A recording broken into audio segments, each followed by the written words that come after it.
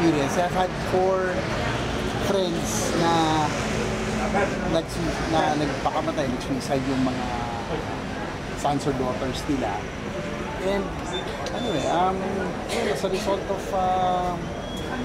yung fear of backlash of online and social media, parang nakakalungkot kasi yun, medyo frightened yung mga bata na yun na talagang buhay nila ay social media. And you do not want another son or daughter na sumunod na naman. And kaya natin ginawang Eman Atienza, not because para sa akin sitwasyon, pero she was an advocate of mental health, no? Awareness, and yung online safe space. Kaya siya nag-advocate yan eh.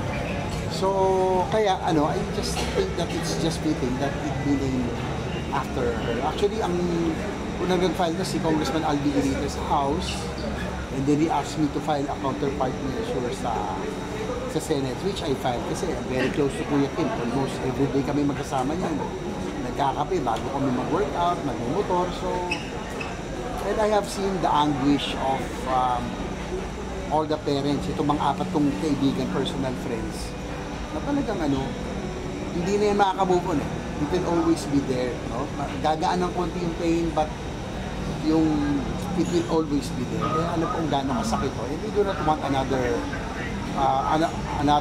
child or to be lost because of online hate and harassment. So, ito, I just thought na at least, magkaroon din awareness yung mga tao na, we just have to, in the words of Eman, a little kindness every day, diba? There's just too much hate already. Ano po sabi ni Kuya Kim tungkol dito? Actually, nung dinraft ko ito, kakalipad lang niya eh. Dinext ko siya, sabi ko, what do you think of the idea of filing anti-online hate bill? Kami ni Congressman Albi Benitez will be filing.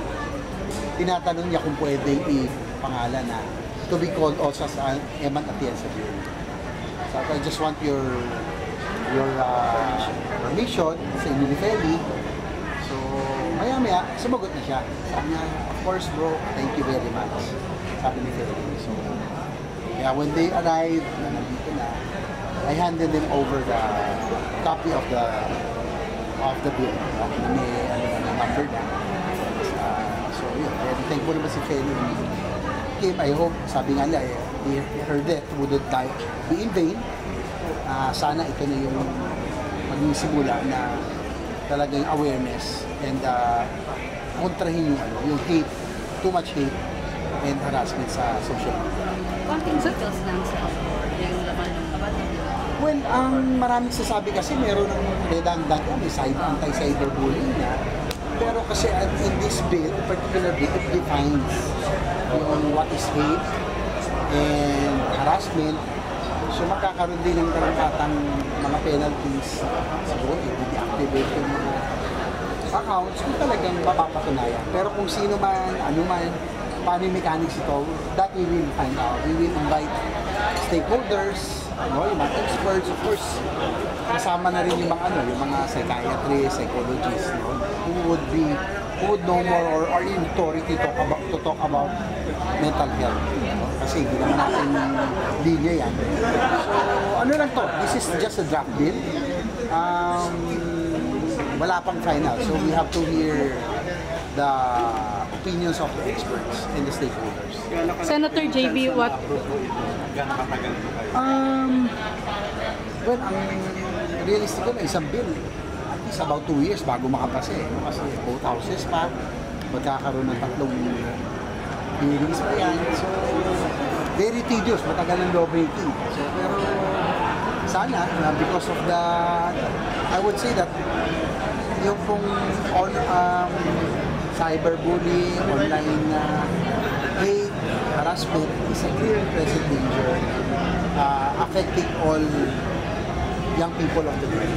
Ako, syempre, may anak din ako 2 bata na bata pa na syempre, worried din ako. Ayokong masubject nila sa ganun. And baka damdamin masyado, nakakatakot. Kasi nga, as I mentioned, iba ang ano ngayon, mga bata, mas fragile sila, mas marupok sila kumpara sa atin na nabuhay noon nung wala pang social media.